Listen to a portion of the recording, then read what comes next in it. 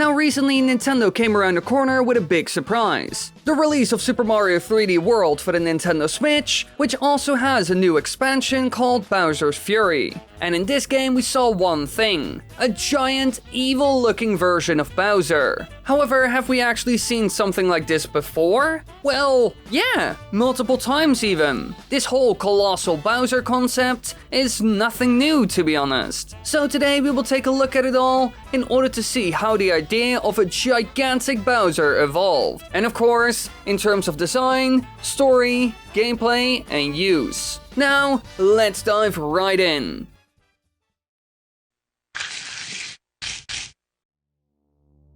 Alright, all of this started quite a long time ago in the year 2002. During this year, Nintendo released quite a weird game called Super Mario Sunshine. In this game, you're mostly dealing with Bowser's son instead of the big boy himself, and that's because he's terrorizing the island of Delfino, disguised as Shadow Mario. And after Bowser Jr. kidnaps Princess Peach and flees from Pinna Park with her, he, Bowser, and Peach can be seen relaxing in a floating, sun-shaped hot tub on the top of Corona Mountain as Mario arrives for the final battle. And one thing that really stands out is that Bowser is gigantic, which we had never seen before. And this also played a role in the final boss fight of this game, because enraged by this intrusion, during their family vacation, Bowser attempts to defeat Mario again. Now he attacks by breathing massive flames at him and by splashing the water in the tub at him. And you win the fight by ground pounding the 5 sections of the tub, which causes the entire tub to flip over,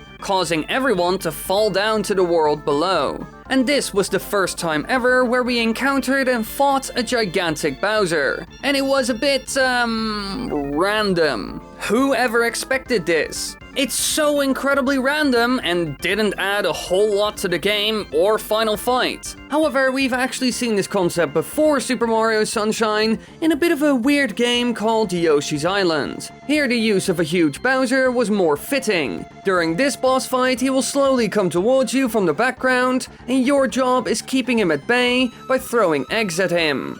Now this was a fight that worked, and made sense. Making him big was part of the whole appeal of the fight. But most people don't remember it, and therefore they think Sunshine was the very first game where we ever saw a gigantic Bowser. But it was actually Yoshi's Island. And surprisingly enough, this whole concept would return once again, but for a while it would be gone. Only to return in a 2D game called New Super Mario Bros. Wii. Here Bowser is once again the final boss, and when the battle begins, Bowser is fought in a similar manner as in Super Mario Bros. And of course, Bowser plummets into the abyss below. But the Princess Peach in the cage nearby turns out to be Magic Koopa in disguise. And of course he escapes from the cage and casts a spell over the chasm that Bowser has fallen down in, and seconds later, he reappears, but now he is gigantic. And right after this, he will chase after you and attack by spitting massive fireballs, as well as clawing away the walls and leaping over to Mario if he's far away. Now, to be honest, this isn't really a boss fight, but actually an auto-scroller section where you run away from a scary-looking Bowser. So in a way, it's very similar to what we saw in Super Mario Sunshine.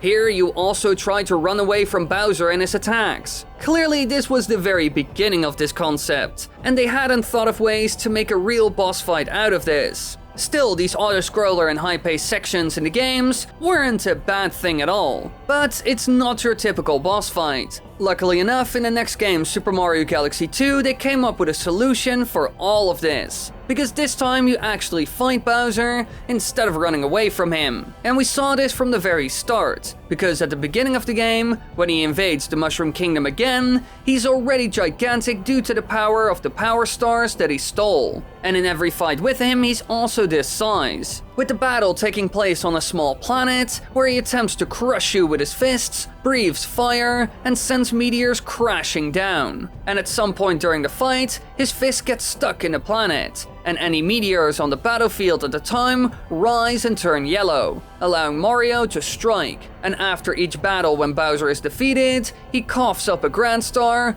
causing him to shrink back down to his normal size and fall to the ground. And in their final battle, we even see a second phase where Mario and Bowser fall into some sort of vortex. Here, Bowser advances on Mario as time passes, eventually allowing Bowser to attack with a punch. But you can push him back by ground pounding the meteorites at him, and once you do this enough, you win. Now clearly this battle took inspiration from previous fights, especially Super Mario World 2 Yoshi's Island, where you do a similar thing by pushing Bowser back. But they improved upon all of this a lot. One thing that is always a part of fights in Super Mario games is avoiding and dodging attacks using your platforming skills.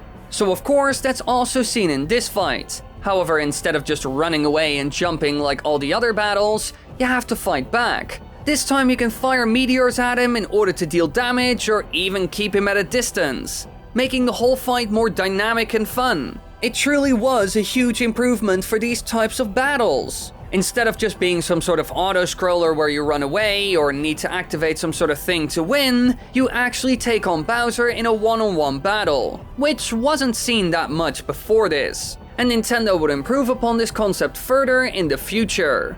But at times, they would also go back to the old strategy, which was a bit of a step down at times. And one game where we saw this was New Super Mario Bros. 2. Here he once again falls in a pit after a more simple fight with Mario. But this time the Koopalings use their magic wands on Bowser, transforming him into Super Bowser. And at that point the fight changes quite dramatically, because once again you gotta flee from Bowser, and you must use platforms to travel upward, all while Super Bowser swipes at them with his claws. And in 2 segments of the battle, the platforms disappear, and Super Bowser breathes fire at Mario on the full platform. And on the roof of Bowser's castle there's a massive switch, similar to the one from New Super Mario Bros. And when that one is pressed, he plummets to his doom, and the game is over. So again, this fight is very similar to what we saw in the first New Super Mario Bros. Game. It's not really a fight. Instead, you're just running away from Bowser, this time going up instead of to the right, while dodging any attacks and obstacles using your platforming skills. Personally, I'm not a big fan of these fights. They are not really a boss fight in my opinion, because you don't really deal any damage to Bowser, you just run. But I will admit it fits perfectly with a game like this. Platforming is the main focus of the franchise, and so-called boss battles like this take great advantage of that fact and actually make for a cool platforming section. But luckily enough, in the next game, New Super Mario Bros. U, Nintendo made a different kind of boss fight which made me very happy. Again, the first part of this battle is not that special, but at the top of the final castle, things get more interesting. Bowser Jr. shows up in his Junior Clown Car, and Bowser hops on top of the castle and is all of a sudden huge. And in this battle, you're taking both of them on, and in order to defeat them, you must jump on Bowser Jr., causing him to fall out of his clown car, and at that point you can jump in it, hover over to Bowser, and then ground pound right on top of his head, dealing damage. And just like the Koopalings, he curls into his shell and spins around when hit, and after being hit 3 times he is defeated. And of course during the battle he does some other attacks. Now personally I found this fight quite interesting, because it combines a gigantic Bowser with a more traditional boss fight that we have seen before in other 2D Super Mario games. And this is also the very first 2D title